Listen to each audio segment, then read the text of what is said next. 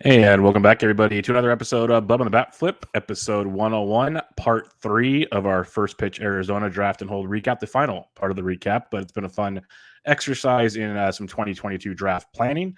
You can find myself on Twitter at BDentric and my co-host, as always, on Twitter at BatFlipCrazy. Toby, how we doing, man?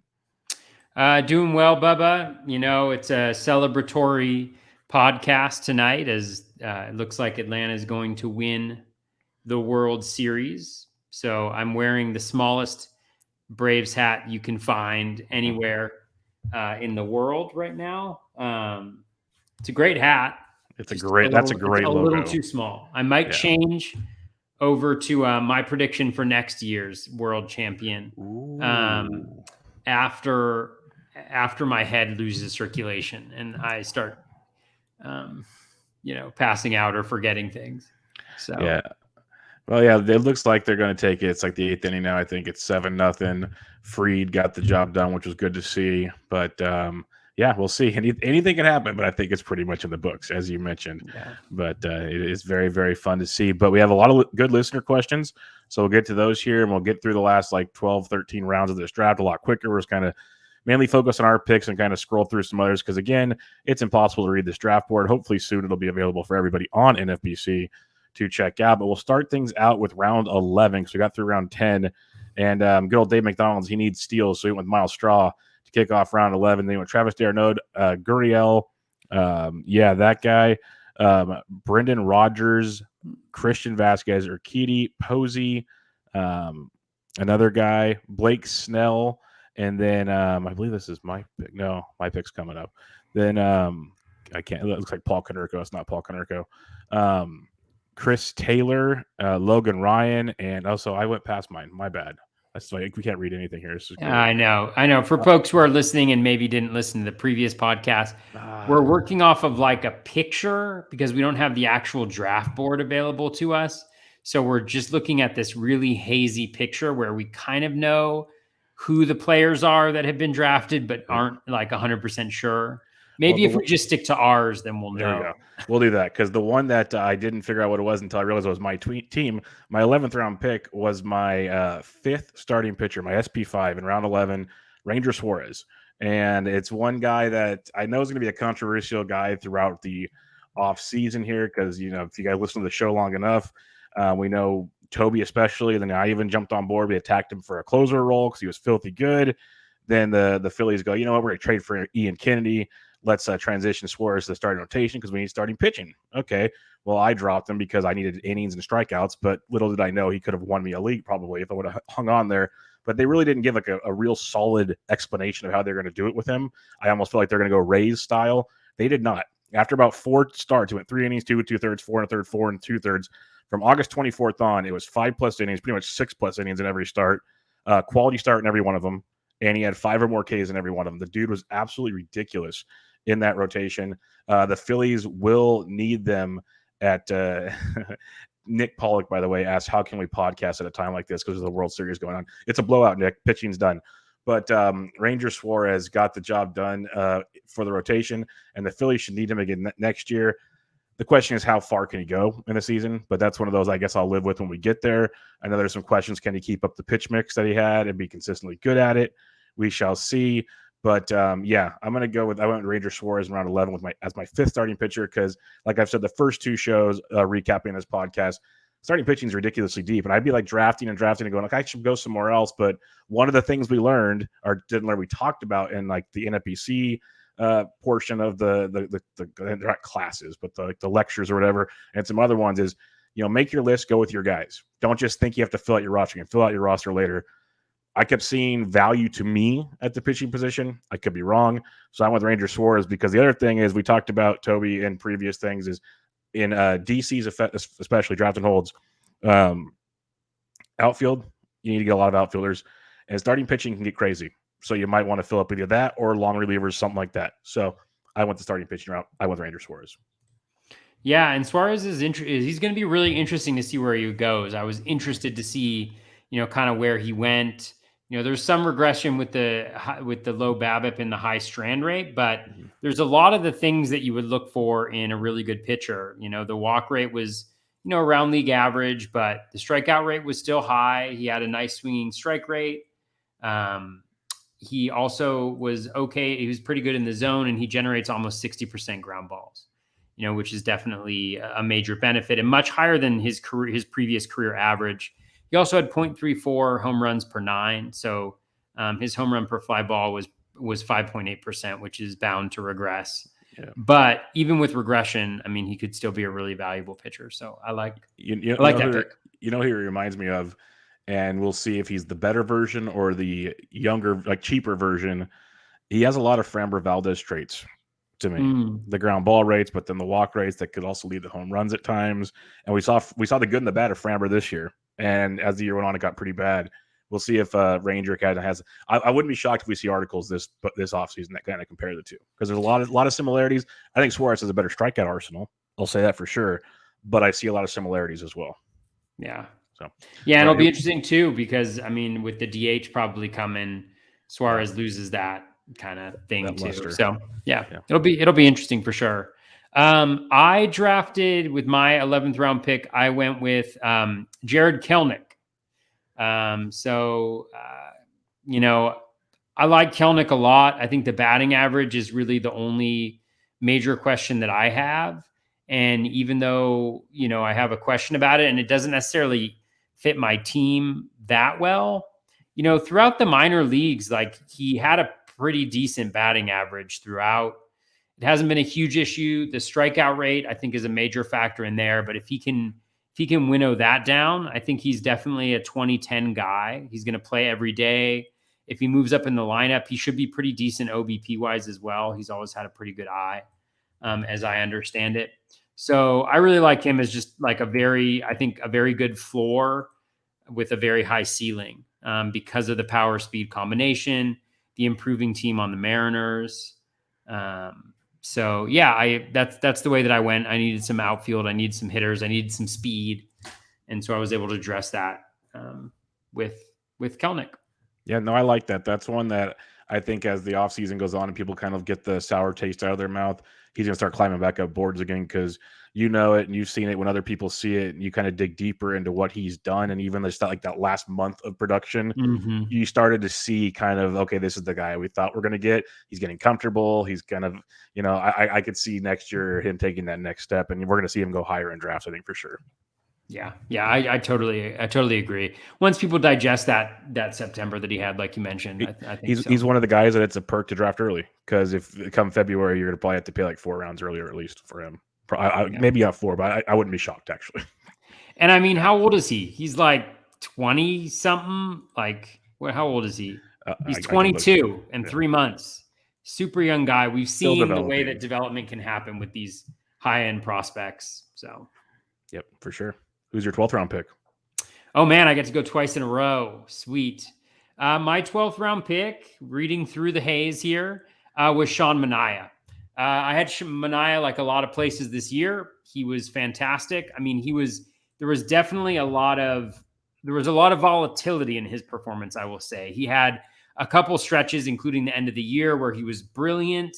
And then he had one stretch in particular where he was just god awful. And the challenge with that is if you stuck with him throughout, you got a really nice season from a 230-ish ADP pick, 3.91 ERA, 1.23 WHIP, 194 strikeouts in 179 innings. He even has a little bit of maybe positive regression heading his way with the 3.18 BABIP. The strand rate was decent. The home runs per 9 was the highest it's ever been in his career. At the same time, like that strikeout rate was solid. The K- walk was 20.3%. The fastball velo was up, which made everything play higher.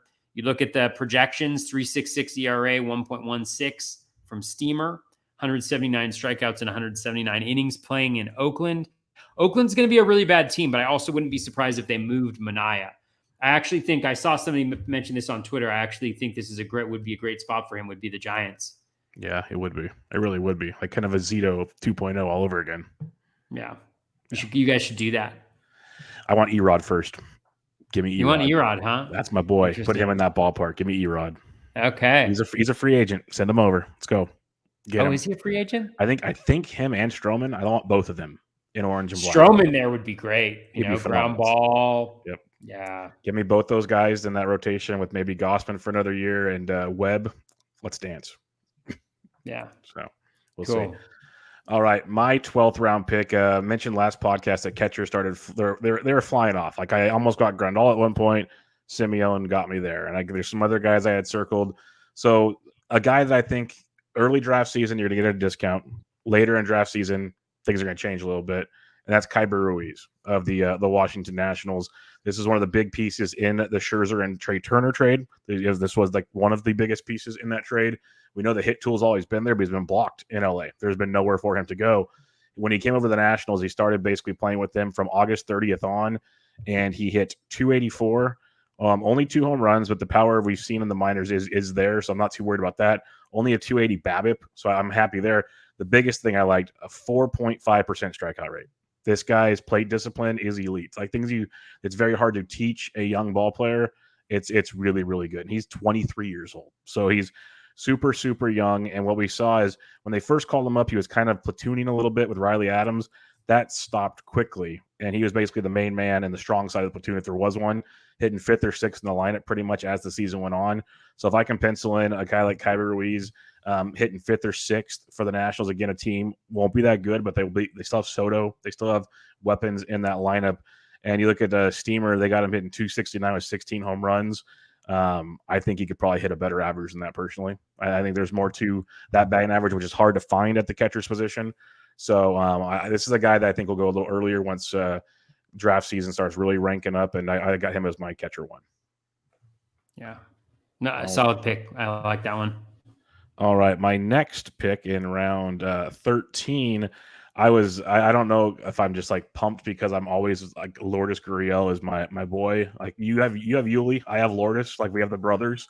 I'm just a huge Lourdes fan, and the year started out rough, really, really rough for Lourdes Gurriel, but he was the epitome of just trust the baseball card. That's the best thing I can say is in 2019 in 84 games he had 277 with 20 home runs, 6 RBIs, 6 stolen bases. This past year, 276, 21 home runs.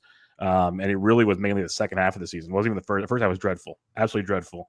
But he really got to go in the second half, cranked it up, and actually hit better in the harder ballpark to hit in, if that makes any sense. So that kind of gives me a little more confidence as well. When you talk Lourdes Gurriel, again, he's 28 years old, so he's not super old by any means. And one of the things I really, really liked, and I'll double check before I really say something I might not, maybe shouldn't say, is no, it's only 11 games. So say it now, research it later. He's only going to have outfield eligibility. If he did it in season, he had first base because he played 11 games there. So he got it in season, but he won't have it to start next season. That was huge in draft and holds because I had him in some of those, and first base was falling like flies towards the end of the year. So I like Lourdes Gurriel a lot. Phenomenal lineup he's going to be hitting in. I think he got his confidence back because they stuck with him. Like there was a point there they thought maybe Grichuk could take over or somebody. They kept going with him. He'll add a little bit of speed, but the power is there. He's going to drive guys in, and the batting average is always pretty solid with Lourdes. So I liked him a lot because I think they'll move him around again next year. I wouldn't be surprised at some point next year we get multi-position eligibility out of him again. So I got Lourdes Gurriel in round 13. Nice. And then with my 13th round pick, I went with Michael Kopech. Might be a little early, to grab Kopech in a draft and hold, though. Those middle relievers have a lot of value. And he could be in the rotation next year. I mean, I think the chances are that he probably is in the rotation. When you look at how well he pitched, I mean, he was phenomenal this year. I actually had him on a few teams those last week or two just because he was so good. But 36.1% strikeout rate, 8.4% walk rate. So the control's a little iffy, but a 27.7 K minus walk, 14.1 swinging strike rate. He pretty much does everything. He dominates inside the zone. The ERA was higher than it probably should be, the 1.13 whip. I mean, this guy just, he could be absolutely phenomenal. And when you look at the Steamer projection for him, obviously it's only 156 innings, but 3.75 ERA, 1.18 whip, 196 strikeouts in 156 innings. And he did go 70 innings. So, the question is, you're probably not going to get 180 out of the guy. But if you can get 150, if you can even get 130, and he can maintain some of those ratios that Steamer's projecting him for, or even better, if he can kind of continue to succeed when he's in the rotation outside of the bullpen, then he could be even at this spot, he could be a real upside pick. So I was really pleased at that. He was a guy that I wanted to get. I had a star next to Kopech. I didn't know if I was going to take him then, but he was one of the guys I was on my list to kind of circle back to each round because the ceiling for Michael Kopech is very, very high. Very high, especially if they let him do something. So I like that a lot. And I think one thing is they'll be in contention again. So they might kind of temper him at times, but they're going to want him pitching all season. So it's not like he's just going to get shut down. You could see a Freddie Peralta thing potentially with him. Ooh, that's a really good comp. You can see that. Super good comp. We'll see. Super good comp. I think they'll still want to be kind of timid because of the TJ surgeries, but I could see that kind of deal where all of a sudden, in August, September, you might see a little bit, but they still pull him out there. And 3 or 4 innings of Michael Kopech could still be pretty darn good. No W's, but still that strikeout stuff's primo. So something to think about with Kopech. I like him a lot. I was torn on where to take him. So I don't blame you for taking him there because, like I said, the ceiling, ridiculous. Like he could outperform Ranger Suarez, who I took 2 rounds earlier, easily. Wouldn't be shocked. But they could also do some wonky stuff. So I think he's a very, very intriguing pick for sure. I got bad news, Bubba. What? You starred him, but I drafted him. Yes, you did. You did. This time around. I know for a fact we'll be in at least one more draft together that I finished second in last year.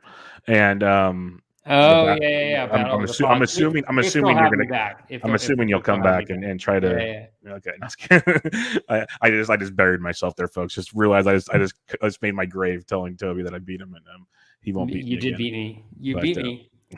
I mean, although I forgot last week I said you beat me in the one league we played together, but we also did barf together. You smoked me in barf. I beat you there. I'm looking forward to the barf format changing. I'll tell you that much.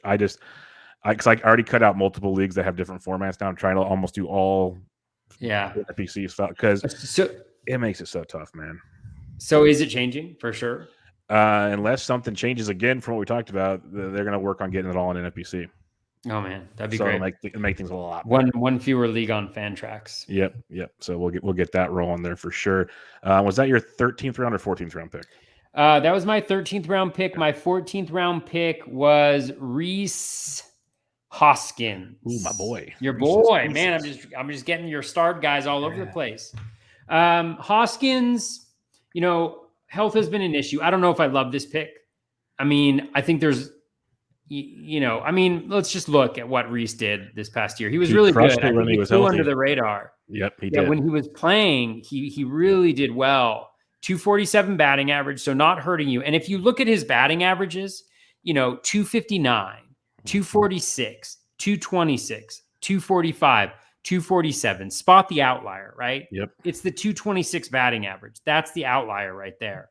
And so, he's projected for 236. I feel very comfortable with him at 245 or so because he still doesn't strike out. He still walks a ton. He's in a great lineup. He's in a great ballpark. Obviously, the injuries are an issue, but he's going to be one more year removed from, the surgery or whatever he had with his shoulder or arm. I don't even know why he was injured. It was his abdomen. So hopefully he's going to be okay. But I mean, I was looking a little bit for some pop here, and I feel really good about Rhys Hoskins and a little bit of speed from your first baseman. I mean, he's projected for 5 stolen bases from Steamer and 608 plate appearances. Yep. So I feel pretty good about this. I was like, do I want to just go with this type of power guy? But I feel like at this point in the draft, it's a guy who, if he's healthy and he's playing, I feel very confident he's going to hit 30 plus bombs and help me out in counting stats as well. Just hearing you say all those things makes me want to send you that gif of that little guy with the ball of yarn and the heart thing come out, because you said that you always send out there, because I've said almost all those things before, and people go, "Oh no, he can't do this." I'm like, just look at this, look at it. Like, this is what he does. And like, and then you saying it though, that's going to back up some good stuff. So like, he's not like going to be like a Freddie Freeman, but where you draft him at, he's going to do so much for your team. And even when he was I know he wasn't healthy all season, but he put up really good numbers. He goes through massive slumps. I'll say that much. So you got to be patient. But when he's hot, he's hot. So That'd be my one thing if anybody drafts Rhys Hoskins. When he goes in a slump, it's not pleasant at all. But the second you bench him, you're going to regret it. So you just kind of ride that one out type thing. But yeah, well, and let's say like last year he was going around the same spot. I think he was going around pick like 180 or so. Yep. You know, what if I said he was going to give you 247 batting average, 27 home runs, 64 RBI, 71 RBI, and 3 stolen bases in 443 plate appearances, and then for that month and a half that he's out, you get to stream a guy in that. You like pick up Jesus Aguilar or something. Exactly. Yeah, it works just fine. It's great. Give me the same production. Yep. If he gives me 450 plate appearances, I'm fine with him at that spot. Yep. But he's not going to. He's going to give me like 850. He's going to break the record. Easily. He's going to do it all because you know why? Because he was in a trivia contest with us and we beat him. So that's... You're right. He was in a trivia contest, which, speaking of which, is it December 4th, it's coming back. We're going to bring the team back together. I've got to reach out to people, but if anybody's interested... It's a baseball-related trivia that my brother, he runs a nonprofit called Keep Playing Baseball, keepplayingbaseball.org. They do a like trivia night, and it all raises money for the nonprofit, which helps kids who are students who are in high school play baseball in college. It provides free recruiting advice, stuff like that. It's a great organization my brother runs, and it's also a fantastic, fun time. And Rhys Hoskins was there. And so was Andrew Knapp. Andrew Knapp was there as well as part of it. So we're going to have a team together. We had a loaded team. Bubba is excellent at trivia. We had Sammy Reed. We had Alex Chamberlain, Brian Slack. That was fun. Was that our whole team? Or Justin Mason? I think that was our whole team there. I think that was our it, team. yeah. We're going to have to bring that back. But, John Fish played as well. He brought a team together, which was awesome. So hopefully we'll get a few teams from Twitter and from podcast listeners. I think it's like $25 or... Yeah, it's not much at all. And then you can buy raffle tickets. Like I want it's up there on Ricky Fowler. Oh yeah, you want a Ricky Fowler cleat? Yeah, there's all kinds of cool stuff that the money goes to a great cause. So sure. it's fun. I'm looking forward to it. I'm glad it's coming back. That's awesome. Ooh, maybe we could have my brother on like for a small segment to pitch it to the lislisters. More the merrier. Man. Bring it on. 2 Gavons on the same podcast. That might be dangerous. Yeah, I'm just going to put my mic on mute and walk away. I was kidding. Well, I mean, you guys, Bubba is a trivia master. Like, he was at least 75% of our right answers came from Bubba, I would say, on that. And we have a very smart team. Don't get me wrong. But Bubba was like on it. There were some tough ones though. Like there's some very tough ones. There were some tough and some ones that were worded weird that I will still fight to this day. But that's okay. That happens. It happens. It's not professional trivia. And his brother's not in charge of that. They have a group that does it. It's a professional trivia thing that does it. So totally. But all right, back to the draft. My 14th round pick. In draft and holds, I like to try to get positional flexibility if I can. It's not always a must, but I try. And so Eduardo Escobar stood out to me in round 14 quite a bit. He's second base and third base eligible going into 2022. He missed first base by 2 games, so that's a bummer.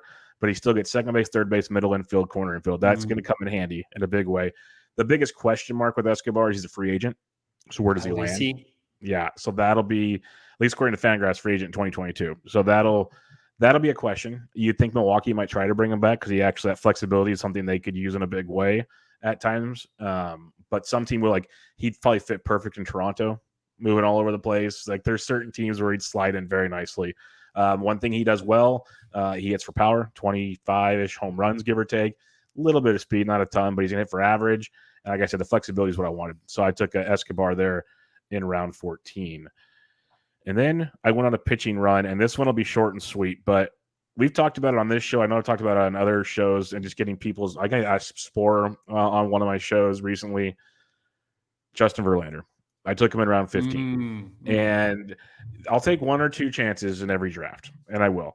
But Verlander, free agent, for one. So wherever he signs, they're going to let him pitch. 2, he's going to pitch because they have no reason to hold him back because what are they waiting for 3 years from now? He's only got a couple years left anyways. And if he's healthy enough to pitch, that's the big question. That's the question. But if he's healthy enough to pitch and can go, I think round 15 is phenomenal. Even if he only throws like 130 innings, it's phenomenal. Is it a massive risk? Yes. Is it maybe a bad pick? Yes.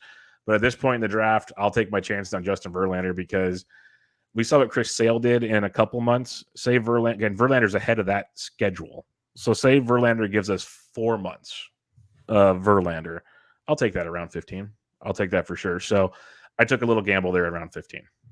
I like it. I think it's great place in the draft to do that. What did you take in round 15? Or who? In round 15, I went with Colton Wong. Because of my starting with the 2 catchers, even though JTR is a fast dude. I mean, that dude just steals bases like you wouldn't believe. But I still only had, because I had Sal Perez as my other pick, my first 2 hitters where I usually want to stack up on stolen bases. I only have like probably 11 projected stolen bases, something like that. So I still need that speed, but I'm starting to cobble it together with Grossman, Kelnick, Chisholm, and now Wong. And the thing about Colton Wong is, he's on the Brewers. I think he's still going to be on the Brewers, right? He's not a free agent.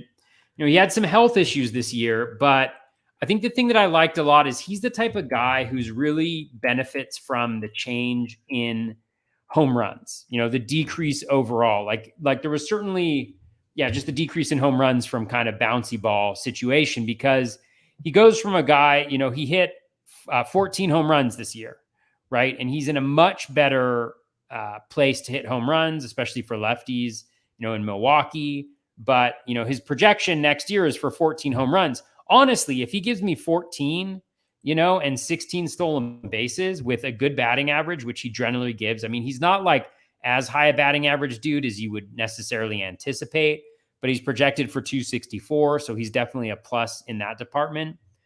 Plenty of runs, hitting first in that Milwaukee lineup.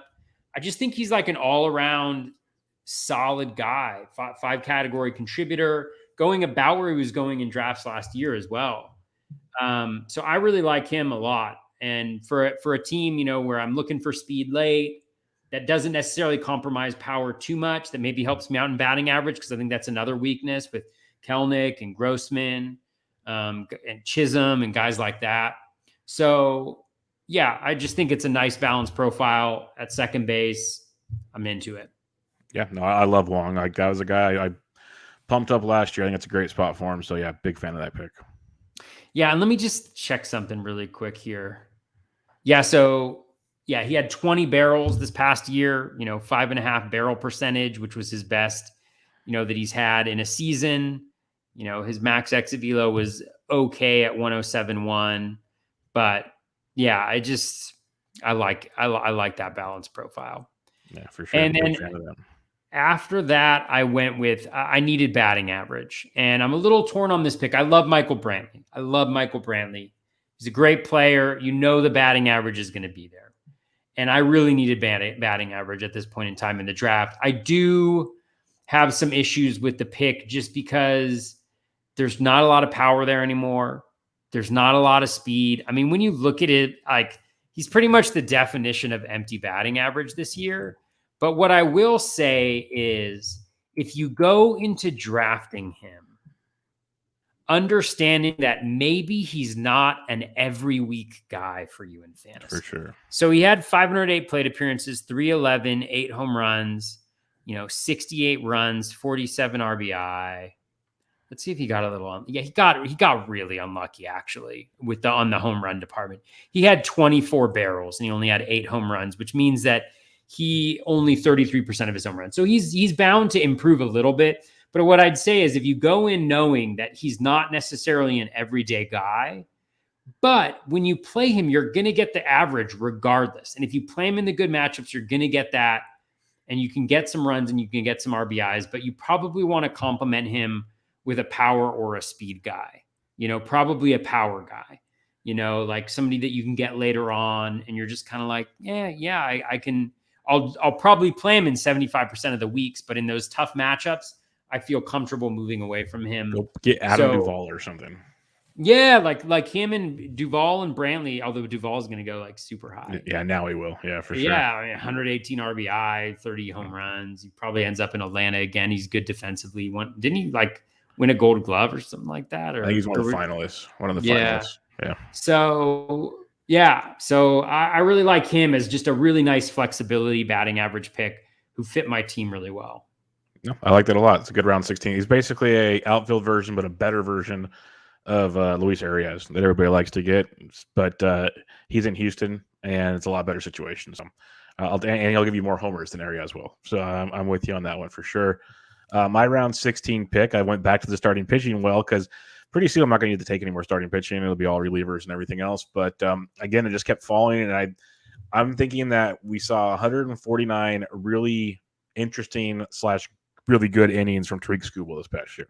And I think there's another layer to Tariq Skubal we haven't seen yet. Hopefully it's 180 plus innings of Tariq Skubal, but we saw a guy with an 18.5% K to walk, something I'm a big fan of.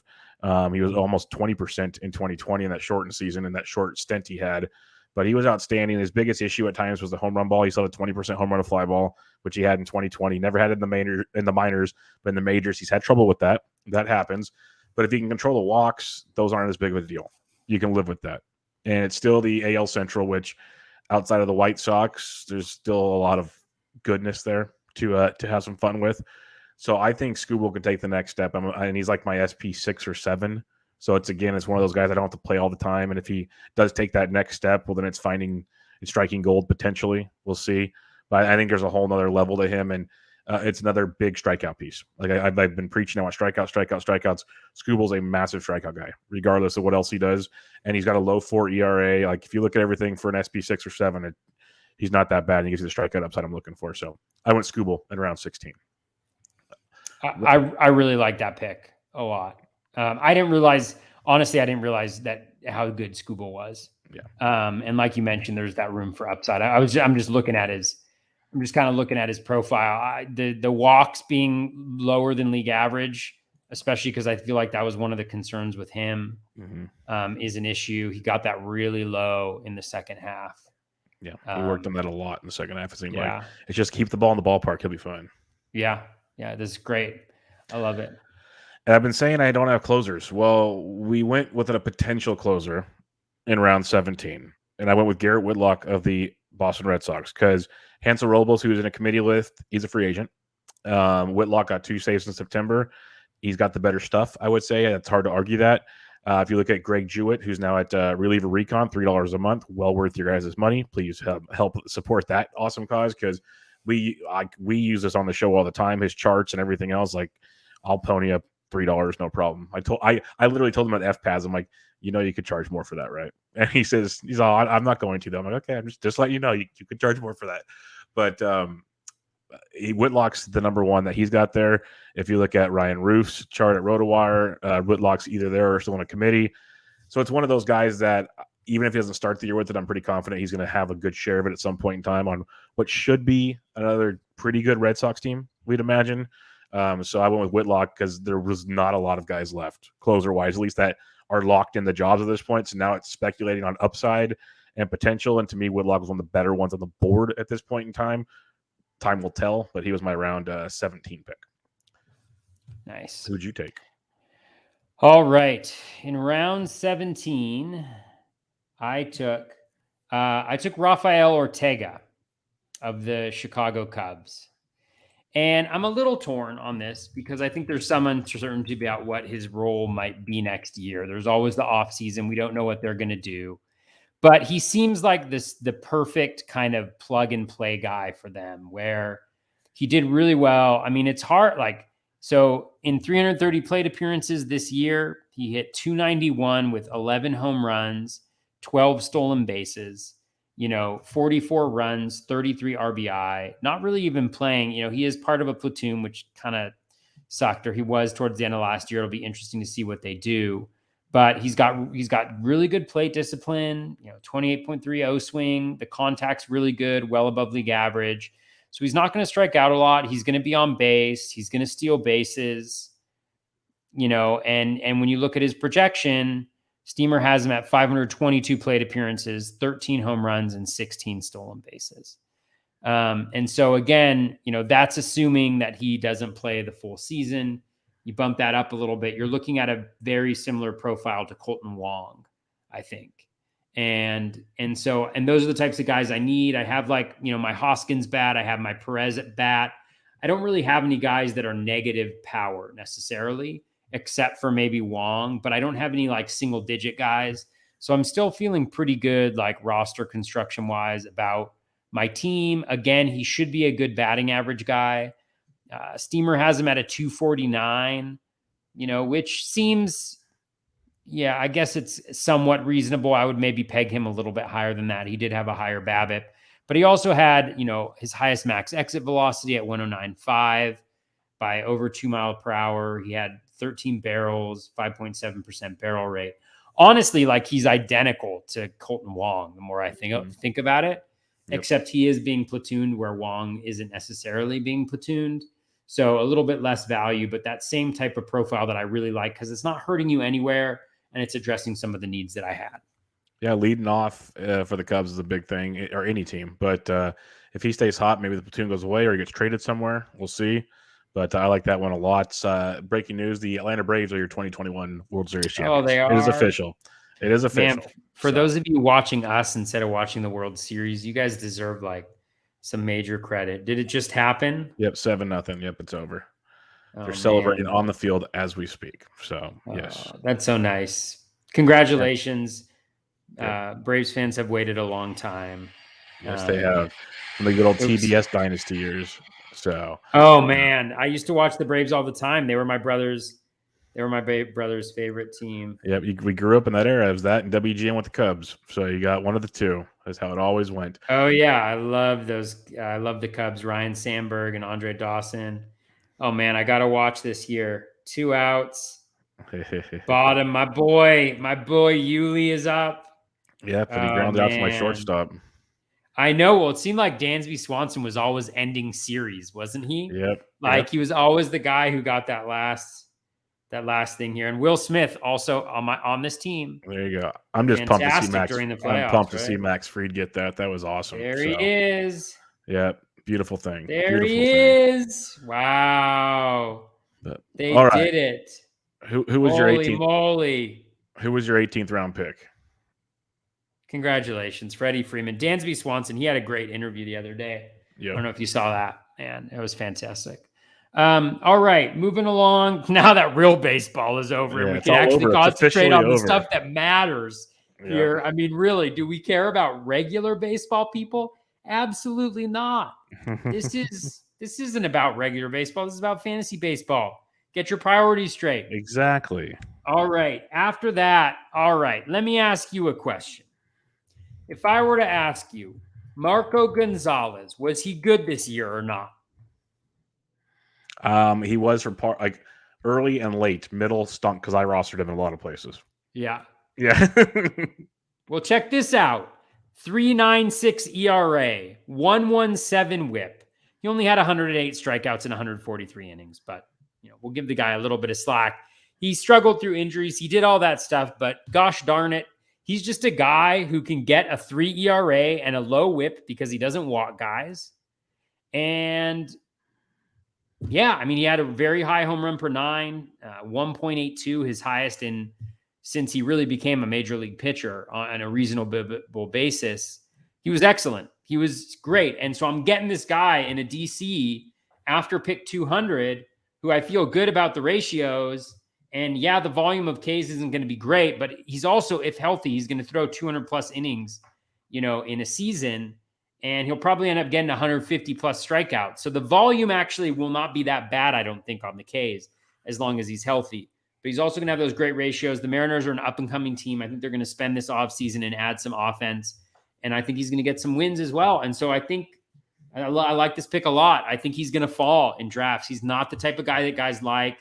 I think people consider him to have failed this past year, which he did or he didn't, depending, But I think he's a reliable guy that you can throw out there in virtually every matchup, and he's fine. I mean, the only problem with him is he did well in games where he wasn't supposed to. His best game of the season came against the Dodgers, where you don't start him, of course.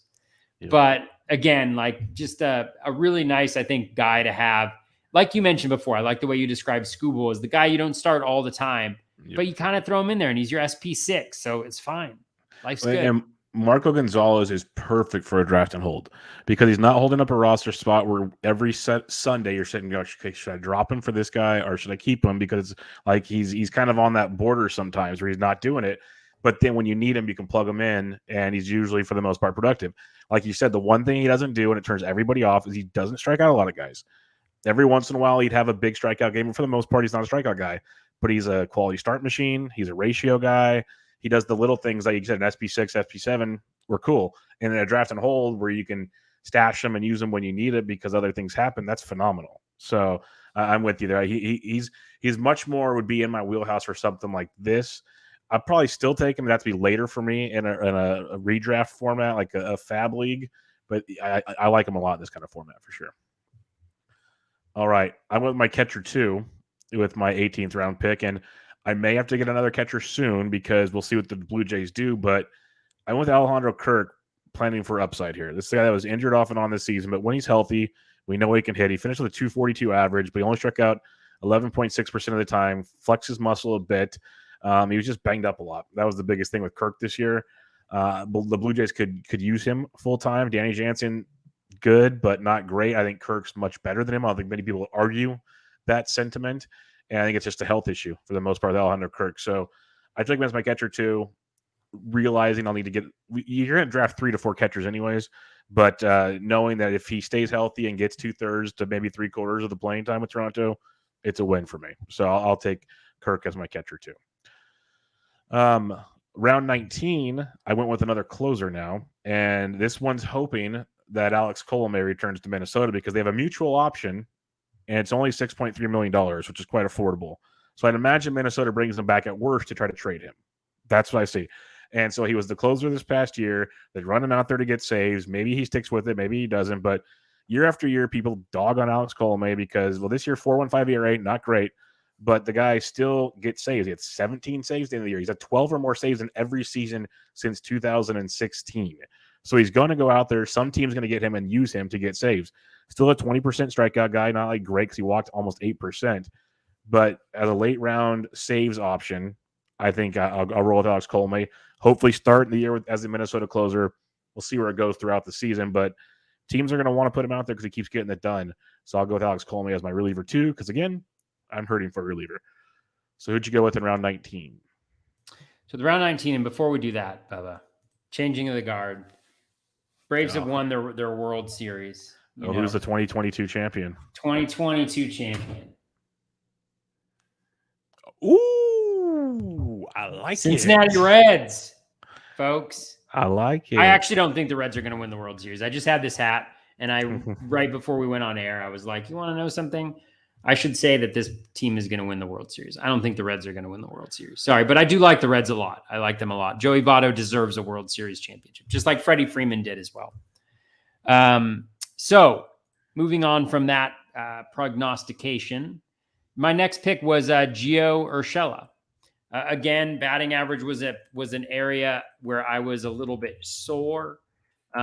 Speaking of sore, Urchella was not healthy much of this season. Yeah. He really battled and struggled through some of those injuries. But when you look at the results, he was a 442 plate appearances, 267 batting average, 14 home runs, 42 runs, 49 RBIs. So not great, but he has he still makes a ton of contact. He still has the same power metrics as he has before. We saw that contact rate slip a little bit.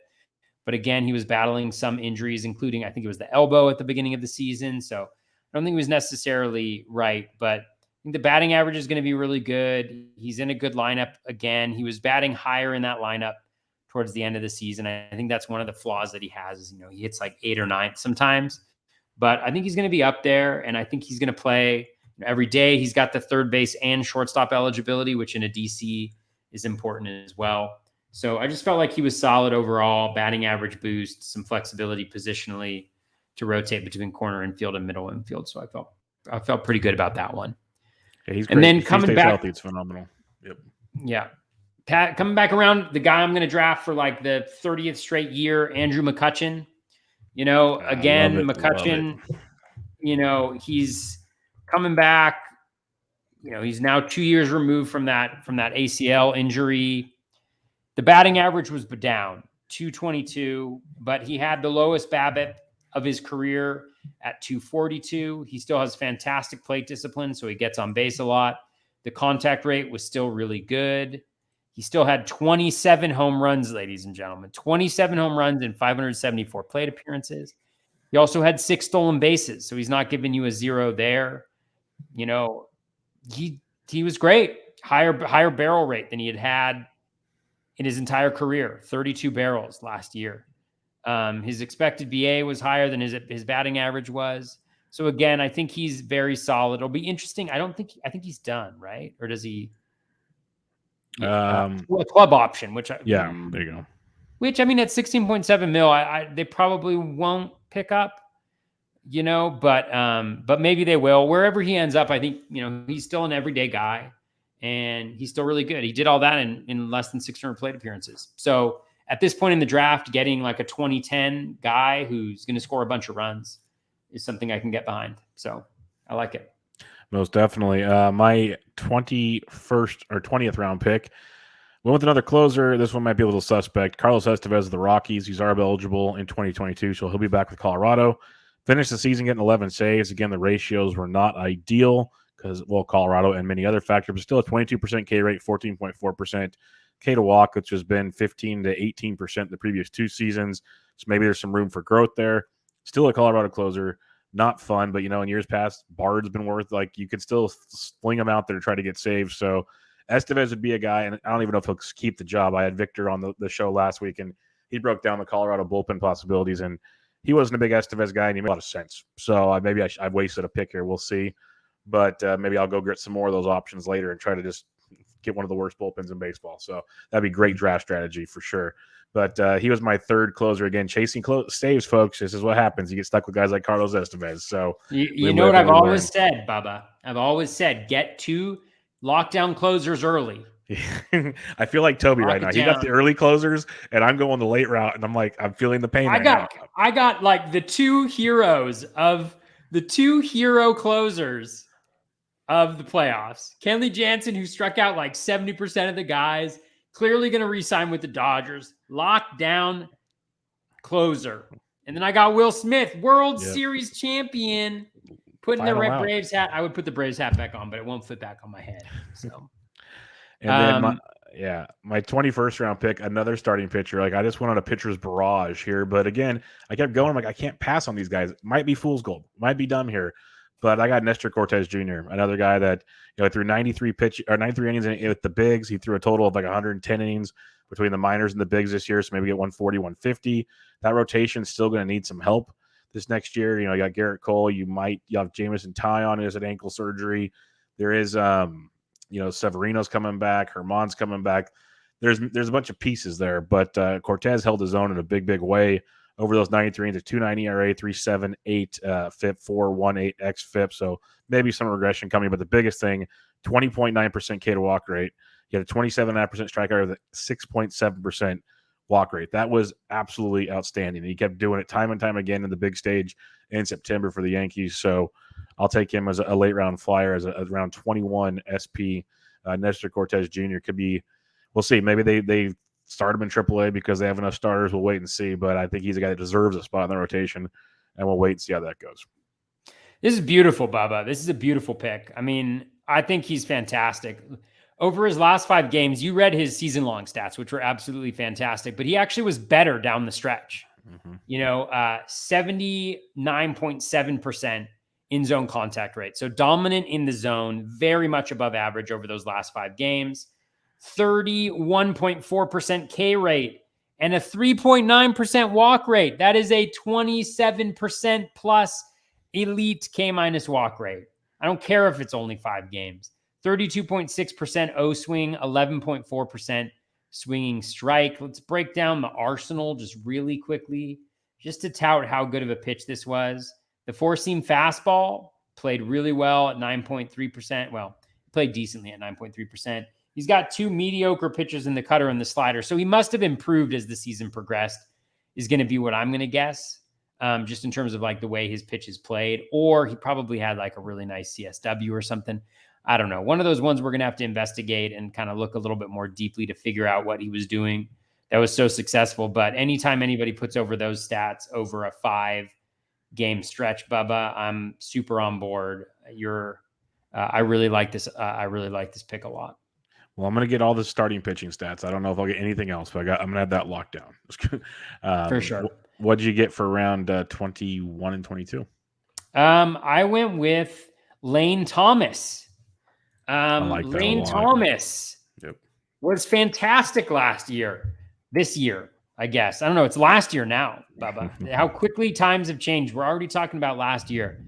In 264 plate appearances, the guy had 7 home runs and 6 stolen bases.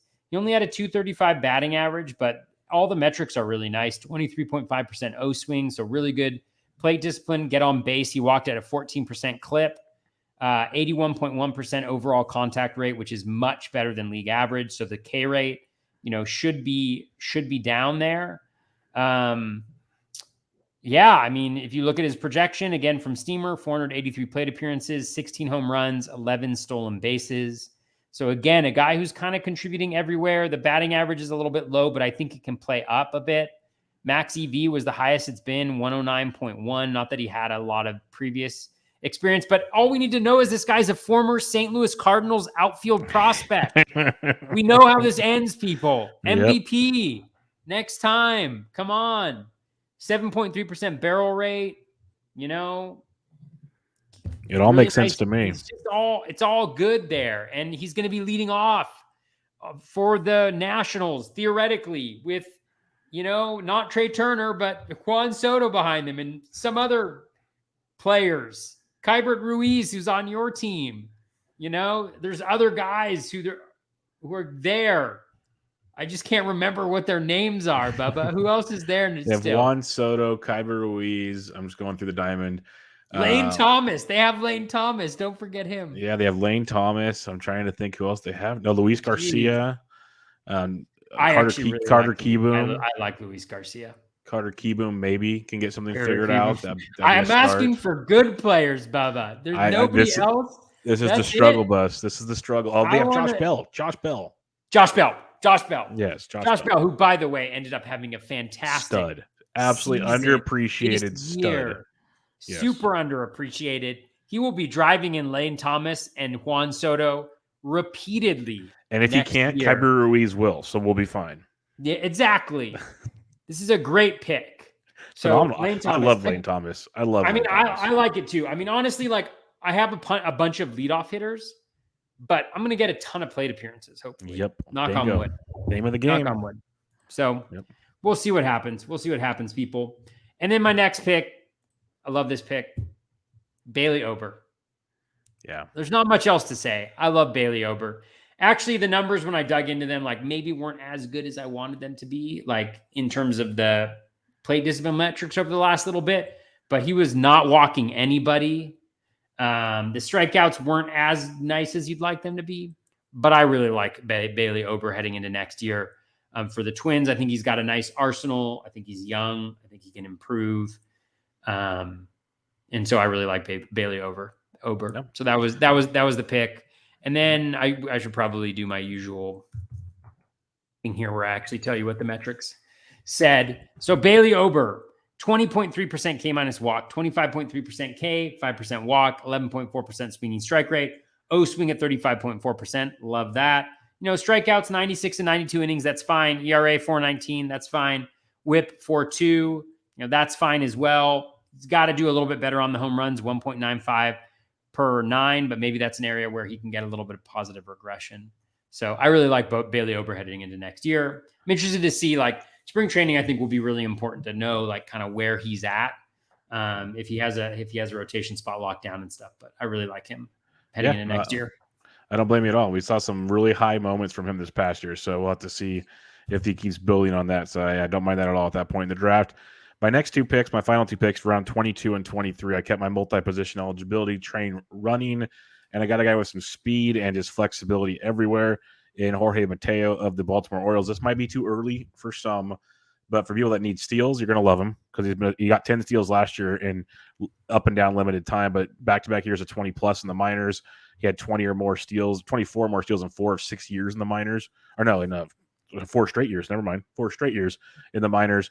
In 2019, 19 home runs and 24 stolen bases. So the power started to develop. I like that quite a bit. He's going to be playing in Camden Yards, which is always very, very nice. But the biggest reason I get him, I mentioned the flexibility part.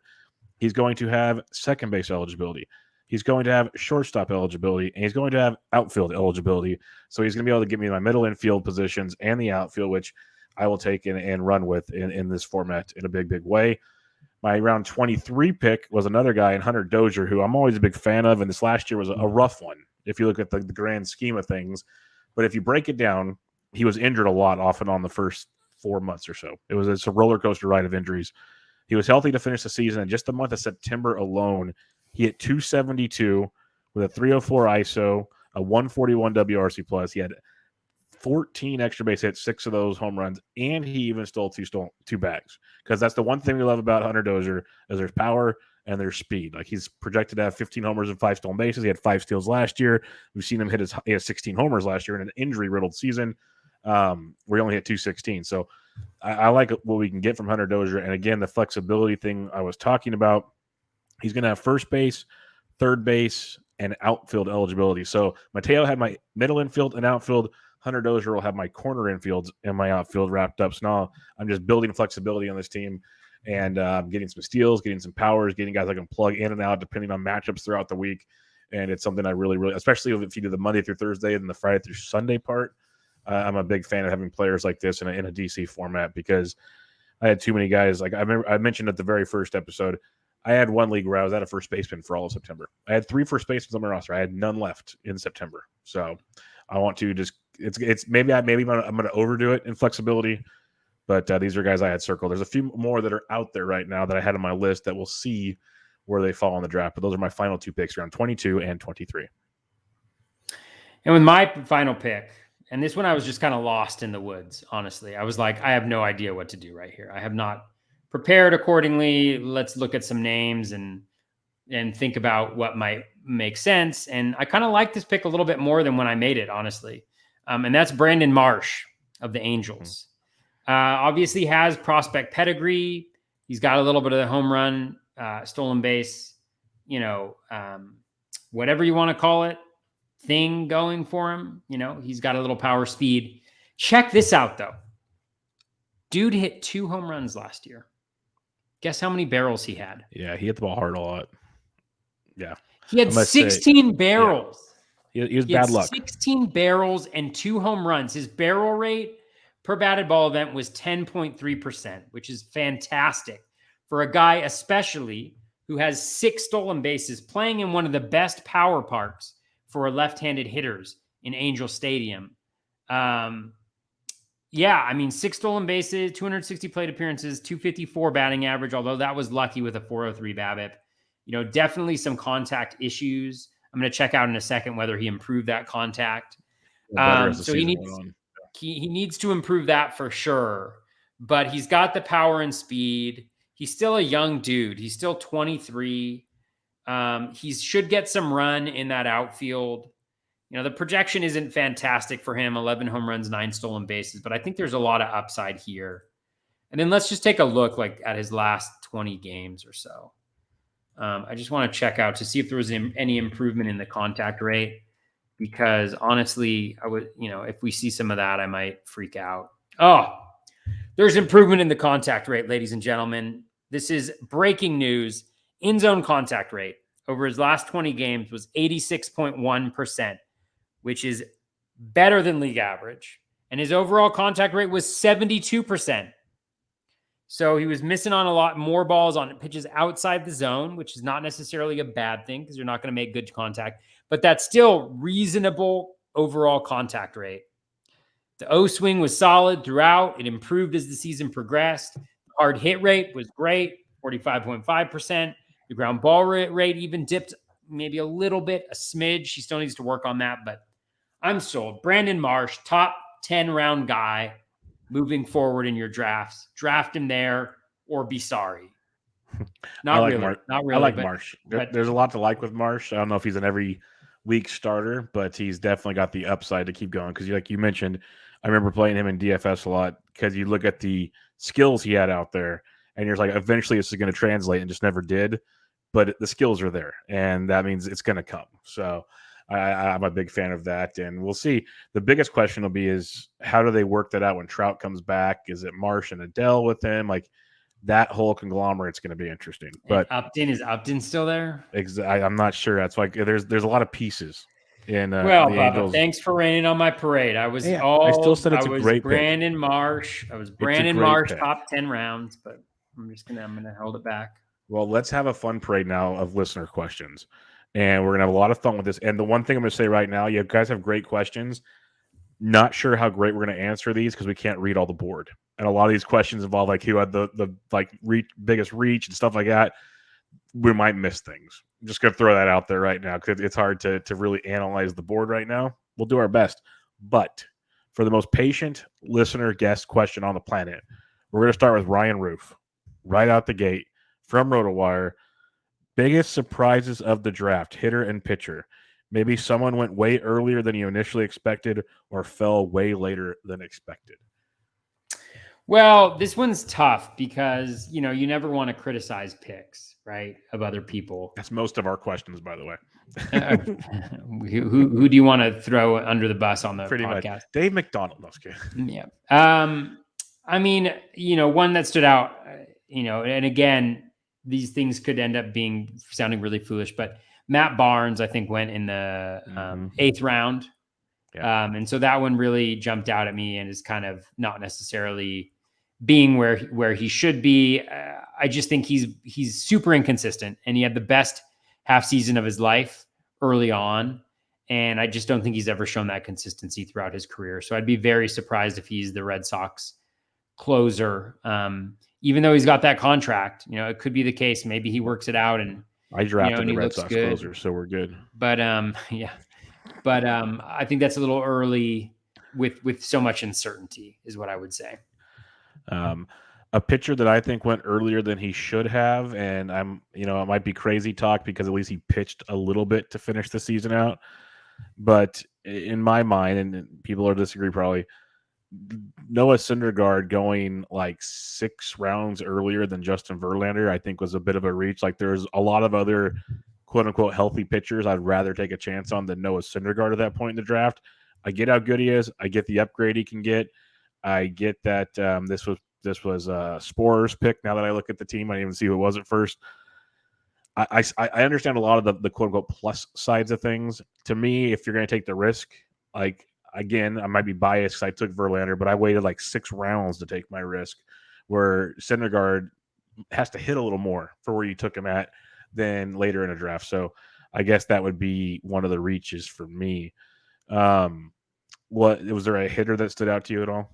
Oh, a hitter reach? Yeah, he had a pitcher and a hitter. I'll take one if you want. And I know we kind of talked about it before. And again, I could be foolish because he could light the world on fire. I still can't take Wander Franco as early as he goes.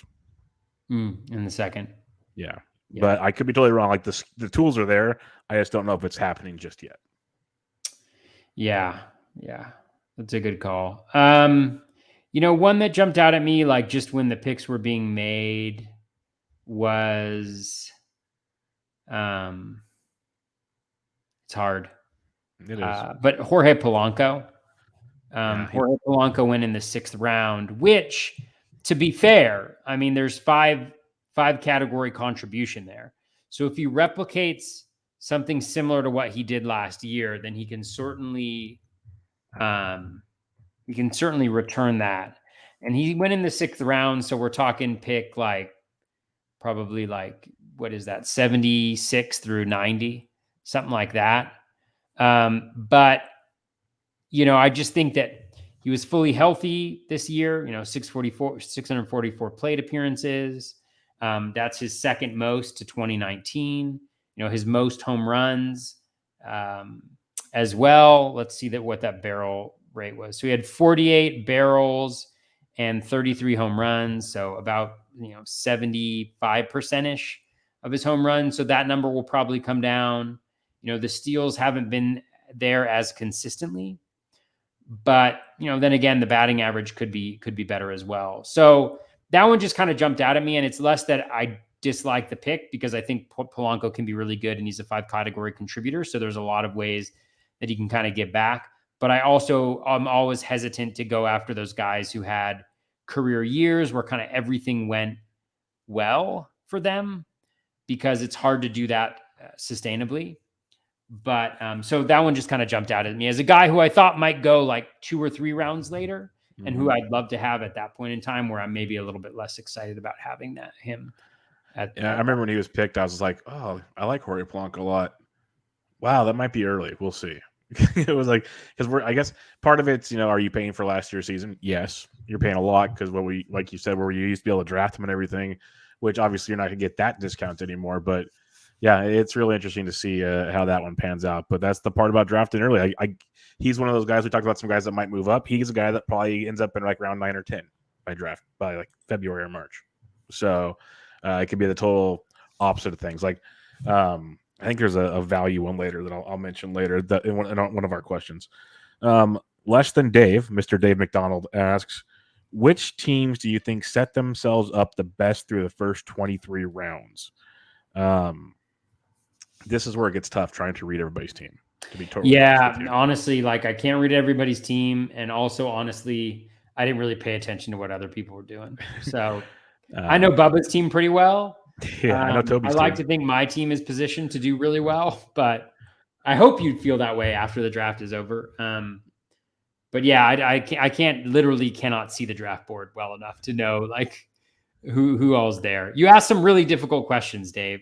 Yes, which is not a criticism. We love the questions, but I know drafting next to Simeone, because I was kind of watching his pick, and he took a couple of mine and vice versa. Yeah, I liked where he was at, like where his kind of lane was going. So, like I said, I saw his and knew what he was doing. One thing I do like seeing is team 8. They got corner, infield, and outfield locked up pretty good. So I think that's just on paper something to kind of go over. Like we've talked about before with third base getting shallow quickly. Like his first 2 picks were J-Ram and Machado. That could be tremendous as the season goes on because third base is so rough.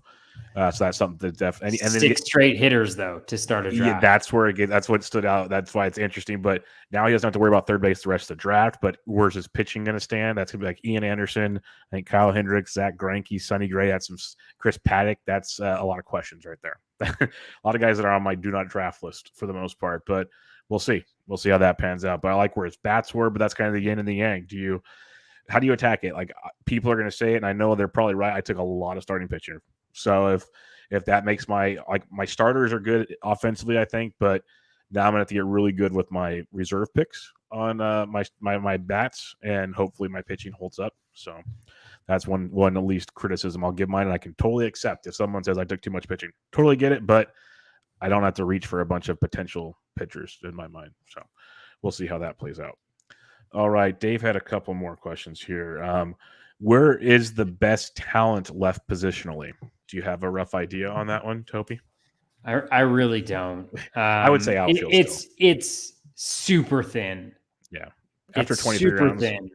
Yeah, I mean, this is where the offseason research comes into play because you develop firmer ideas of what guys in this range of the draft can, you like. Because at this point, like, I mean, honestly, it was brutal. Like I was trying to pick a guy and I was like, I think I picked 4 guys that were already picked before I actually got somebody. So yeah, I just think, I think the outfield still has some flexibility there. It's pretty dry. Don't get me wrong, but I think there's still some outfield availability, and middle infield is still pretty deep. You got a lot of middle infield to play with. That's one thing I'd say. Now, is it strong middle infield? We'll see, but there's still middle infield to play with. And then his last question is for you, Toby. He says, I love Toby's approach with aces, catchers, and closers early in a DC. I love my approach too. But can you get enough stolen bases? Well, let's count them up. Sal Perez, 0. JT Realmuto, like 11. Chisholm, let's give him 20. So that's 31. Bregman, 0. Grossman, let's give him 15. So what is that? 31 plus 15 is 46. Kelnick, let's give him 12. So then I'm at 57. Kelnick, 57. Hoskins, projected for 5. So I'm just going to give him that. That's 62. Then we got, I can't even keep an eye on my thing. Then I've got Colton Wong. Let's give him 12. 62. That's 74. Then we got Michael Brantley. Let's give him like 2. So what am I at now? I'm at 62, 74, 76. Then I got Rafael Ortega. He's projected for 12. So that's 88. Then I've got Andrew McCutchen, who's probably projected for like 6. So that's 94. And then I also have Lane Thomas, who's projected for 11. So that's 108. And then I have Brandon Marsh, who's projected for 11. So that's 119 stolen bases right there. And exactly. So I feel pretty good, actually. And it's super balanced. Like every single one of my hitters, not every single one of them, but most of my hitters provide that type of stuff. I don't know how balanced my offense is, though. But I don't think that speed will necessarily be a weakness. I don't necessarily think I'll win the category, but I also don't think that I will necessarily struggle in that. Yeah, I'm 100% on board with you on that one. Our buddy Dusty Wagner has a question for us. Who are the top risk-reward players in your eyes from round 15 to 23? 15 to 23. And honestly, like this is, we hate to make light of the board, but like I can't see the board super well. So let's see. Let's go through it. I made a list of some so far. I've been kind of scanning it. You're better than I am. You go first, and then I'll look. I'm like halfway through the board, but a few that stand out. Casey Mize could be that guy if he's basically a Skubal type. I like Skubal more for the strikeout upside, but Casey Mize could take that next step to being a pretty quality starter for you. 2 bats that really stood out. Joe Adell, if he finally takes that leap, he's a phenomenal pick in this spot, like outstanding pick in this spot if he takes that jump. And then another guy who's going to, I think, move up draft boards sooner than later, Bobby Dolbeck. What he did, especially the last month or so of the season, where we saw the contact skills are ridiculous, but the strikeout rate dropped a bunch.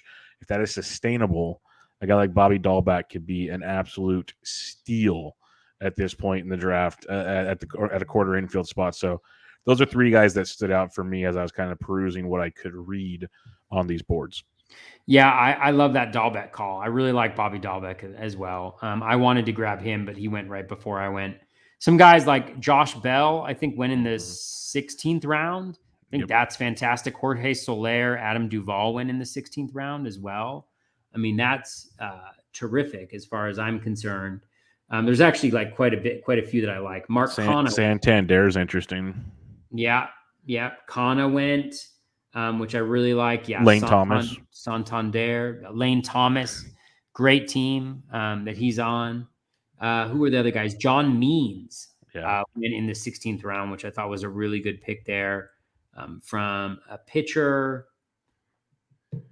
Ashby on the Brewers. I really like that pick as well. I mean, he was absolutely dominant down the stretch. I mean, it's hard to really say like how dominant he was. So I really like him. He was really good. There's just like, it's really hard. It would be so much easier if I could actually see this board. Yeah. Honestly, in like a week or two, we're going to be able to. That's all I know. In a week or two, it's supposed to be up and loaded. We'll be good to go. So and we'll post the clean one up so everyone can read it and stop making fun of what they can realize what we're looking at. We'll put the before and after. Alex Cobb. There's Christian Javier. Yeah. Christian Javier could be a big one. We're going really late. Yeah. So there's definitely Jesus Luzardo, No one on Mike Curlin's team at all. No one. Oh, I like some of Mike's I know. I just want to see if he's actually listening. Will Garofalo has a question. For your team alone, favorite pick in round 15 through 23?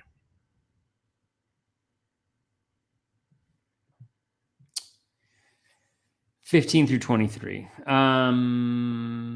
Probably Bailey Ober. Bailey Ober. Mine's Nestor Cortez. So I'm a big fan of that. And then one pick in pick 15 through 23 you wish you could throw back. 15 through 23, I wish I could throw back. I don't know. It's so hard. Honestly, I'm not disappointed in any of those picks necessarily. I do think like the one thing I was thinking about is, Ortega is interesting, but he's also 30. Yeah. So it's like, he seems like the perfect guy to be that bridge between, I think like Brennan Davis is the really good prospect who plays center field for the Cubs. So he's kind of like the perfect bridge player to get to Brennan Davis. But you never know when these type of like utility journeyman guy are actually going to get a shot. Like he could have a really bad spring training and just not even be playing. And so I think there's some like uncertainty. And so having Ortega and Thomas, who I don't know if Thomas is part of the future in Washington. I mean, based on everything I've seen, he should be, but he's not necessarily a highly regarded prospect.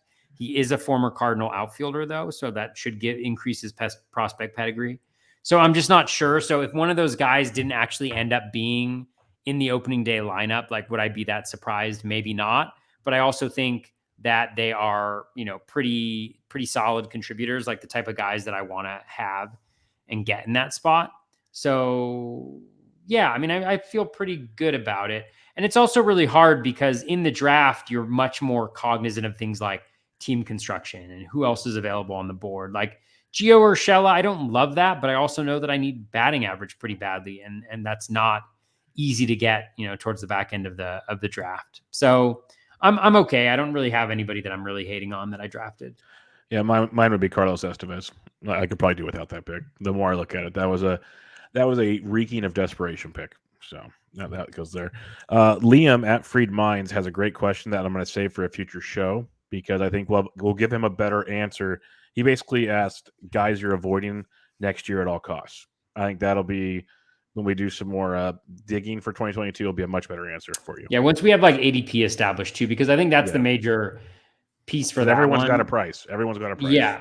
Yeah. It's a great question, Liam, and it's more like, there's no player. There may be some players that I just totally take off my board for whatever reason, but it's too early to know that, and it's also too early to know what what the draft pick is going to be of these guys, what the ADP is of these guys, and that will tell you like really whether you want to draft somebody or not.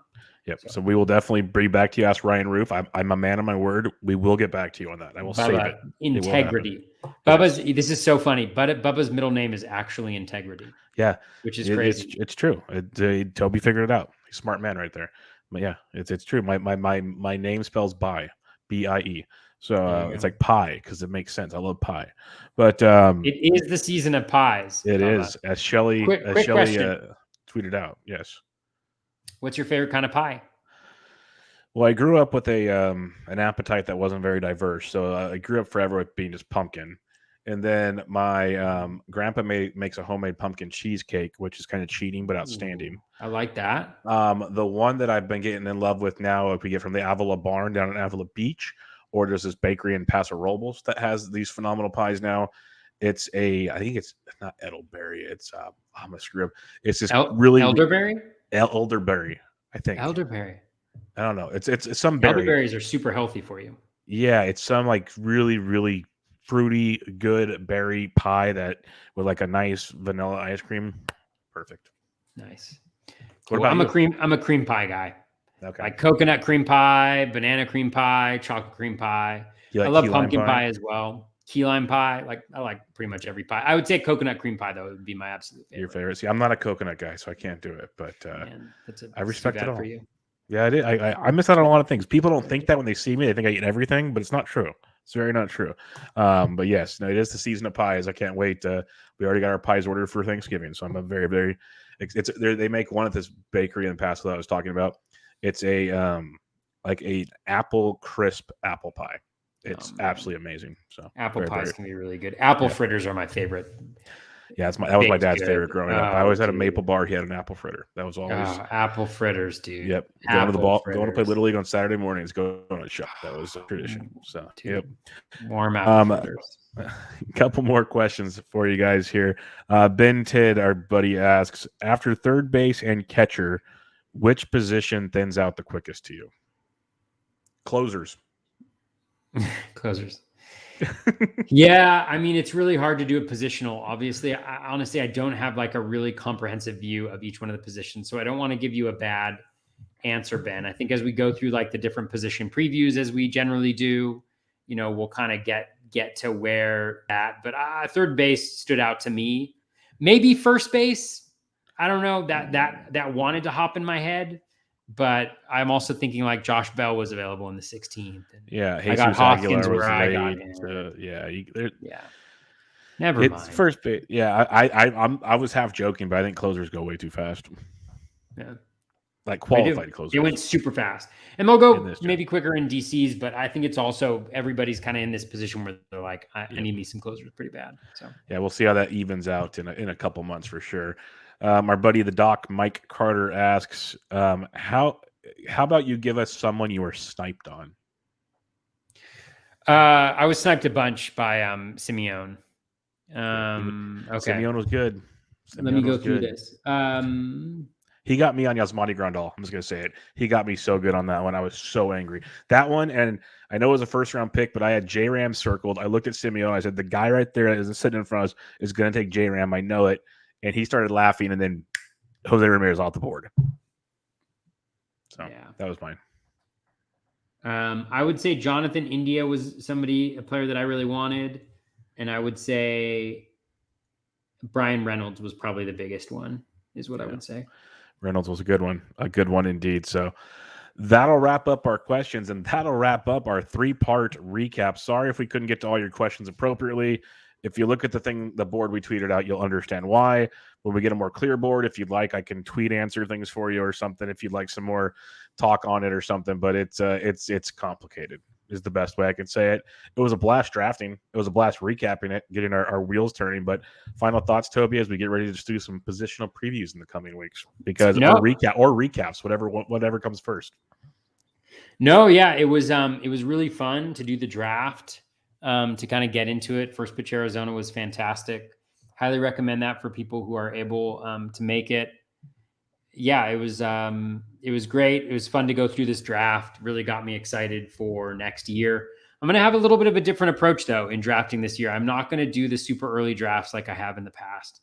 I think I'm going to wait until a little bit later on. My teams that I draft later with a little bit more certainty tend to do better. I also just want to clear my head a little bit. I got burnt out this past season. So, but it was a lot of fun, and I want to do my research before I really start drafting guys. So we'll see. Yeah, for sure. But part of the research will be talking to you guys about some positions and stuff that'll kind of get us thinking about things and throwing things off each other and figuring it out. So we'll be getting that going here in the coming weeks for you guys as usual. I'll start doing some best balls for like $10 ones. Like I don't do a lot. It's literally just to keep my brain moving in the thing. It's $10 and I did okay in those, but it's literally just to kind of keep the player pool learning together. The higher price stuff I'll wait like you did because mine were the same. They were better as I waited.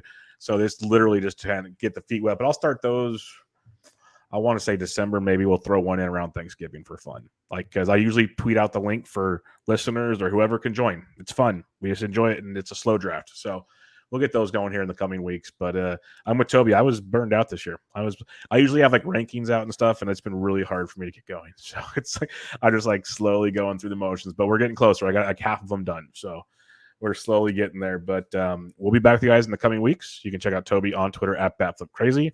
I am at BDentric. The Braves are your 2021 World Series champions. And we'll be back with you guys next time. See ya.